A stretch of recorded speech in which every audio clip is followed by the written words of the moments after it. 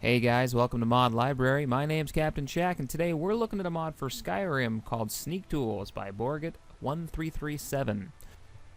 So this mod's been in my load order for quite some time, and I love it.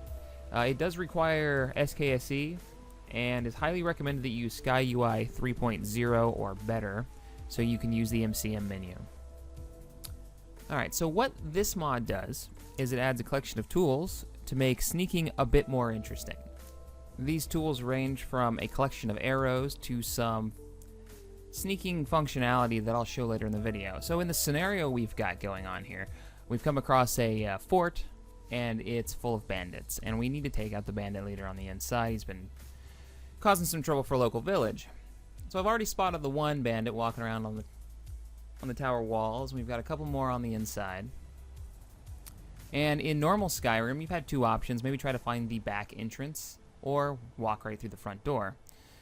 Now, if you've got your game balanced properly, walking through the front door should be, for a sneaky character, an instant death.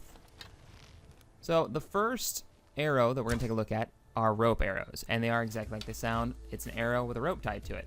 Shoot the arrow at a target, and if it hits properly, the rope will come down.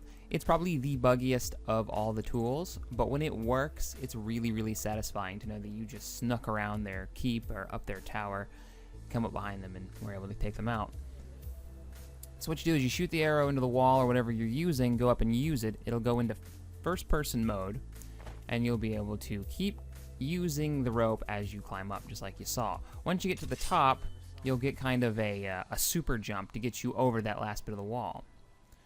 Now the second bit of functionality, and my favorite, and I really wanted this in Fallout New Vegas, is the ability to slit a character's throat once you come up behind them. Because you've already taken the time to sneak up behind them, why is it that you can't just do that? Oh yeah, and it's great. If you've got different balancing mods to make sneaking difficult, and if you can actually get behind a target, it's really satisfying to be able to take them out like that. So the next arrow, if you've ever played the Thief games, you'll recognize this. It is a water arrow. Now what the author has been able to do is make these arrows able to take out light sources. Almost all light sources in the game, actually. Quite impressive.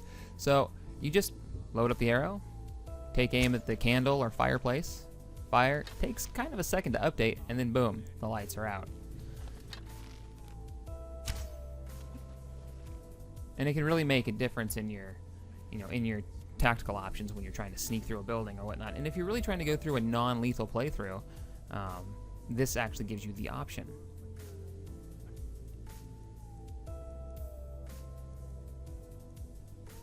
So the next set of arrows that I want to show off here, the oil arrow. And what it does is, if you've seen the oil traps in the game, it makes a pool of oil wherever you shoot it. And they're relatively expensive for balancing purposes because they are quite powerful. And that's a fire arrow, which will light them up. Now the fire arrows by themselves don't do a whole lot of damage. They really need to be combined with the oil arrow or a oil trap that's already on the ground. Alright, so I finally made it through the majority of this place. I think I found the bandit leader. I've seen him walking up and down these stairs, and I don't want to get caught.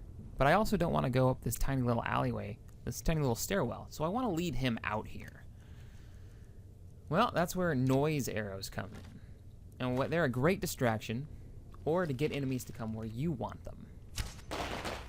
And what they are is little fireworks attached to your arrow. And you fire it, and enemies will come running from a pretty decent distance. Now he's distracted, he's wondering what's going on. And I was able to take him out. Now some people say, well, this is unbalancing, this is not difficult at all. That was me dying. I was actually playing through that area. So the difficulty is definitely still there. Multiple targets will take you down just as quickly as ever. I really recommend combat dual realism to make sneaking a little more interesting. There's also quite a few sneak enhancing mods out there. I may do a video on just those. Alright, so the next mod, or not mod, the next functionality of this mod is the ability to knock targets out. If you want to slit someone's throat, you have to have either a dagger or a sword, but if you go behind a target with just your fists or a mace, you'll be able to sneak up and punch them, and it'll knock them out, allowing you to loot their knocked out body for keys or whatever you need. So if you're playing an assassin type character and you've snuck into a house and you're going to take the guy out, and one of the odd things that I've ever noticed is you'll hit them and if you didn't do enough damage, they won't die. They'll just get up and try to kill you. Well, this mod actually gives you the ability to choose to kill them directly without being able to survive, as long as you're close enough to hit them. It's not the stealthiest of animations because you kind of just beat them with your sword, and it's incredibly loud.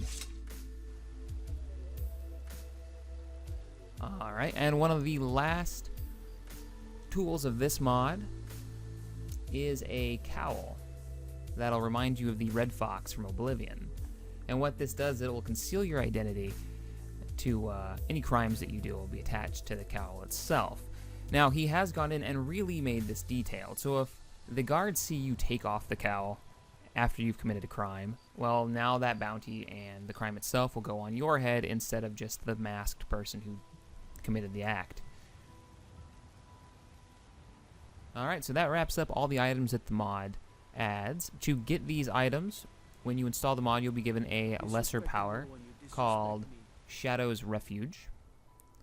So you go under Magic and equip that spell, and when you cast it, you'll be instantly teleported to a shop that the author has added. And this shop actually sells all the arrows that you're looking for.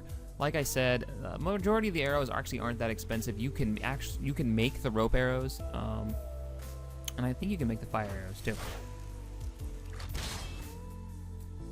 To return from the shop, just cast the same spell again and you'll be brought back from wherever you came from. Alright, well that wraps up this episode of Mod Library. Please like this video, subscribe to my channel, endorse mods you love, and as always, thanks for watching.